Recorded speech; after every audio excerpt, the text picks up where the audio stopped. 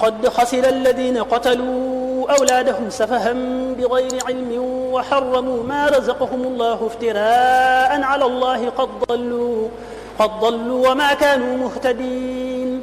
وهو الذي أنشأ جنات معروشات وغير معروشات والنخل والزرع مختلف نكله والزيتون والرمان متشابها وغير متشابه كلوا من ثمره إذا أثمر وآتوا حقه يوم حصاده ولا تسرفوا إنه لا يحب المسرفين. ومن الأنعام حمولة وفرشا كلوا مما رزقكم الله ولا تتبعوا خطوات الشيطان إنه لكم عدو مبين.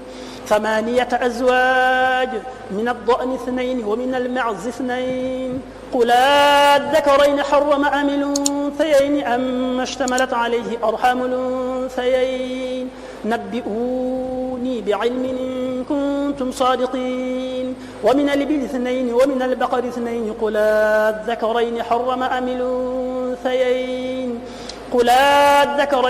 أم الأنثيين أما اشتملت عليه أرحام الأنثيين أم كنتم شهداء إذ وصيكم الله بهذا فمن أظلم ممن افترى على الله كذبا ليضل الناس بغير علم إن الله لا يهدي القوم الظالمين.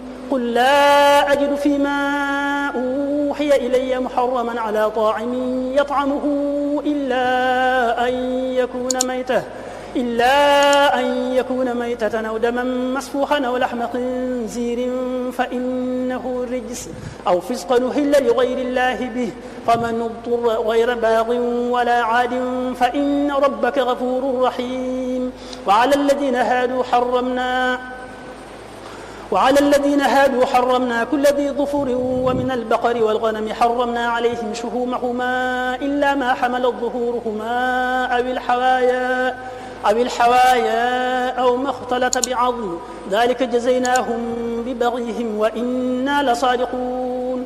وإن كذبوك فقل ربكم ذو رحمة واسعة ولا يرد بأسه عن القوم المجرمين. سيقول الذين أشركوا لو شاء الله ما أشركنا ولا آباؤنا ولا حرمنا من شيء كذلك كذب الذين من قبلهم حتى ذاقوا بأسنا.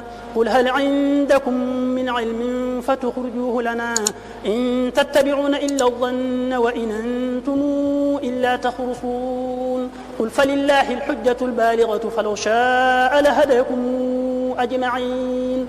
قل هلم شهداءكم الذين يشهدون أن الله حرم هذا فإن شهدوا فلا تشهد معهم ولا تتبع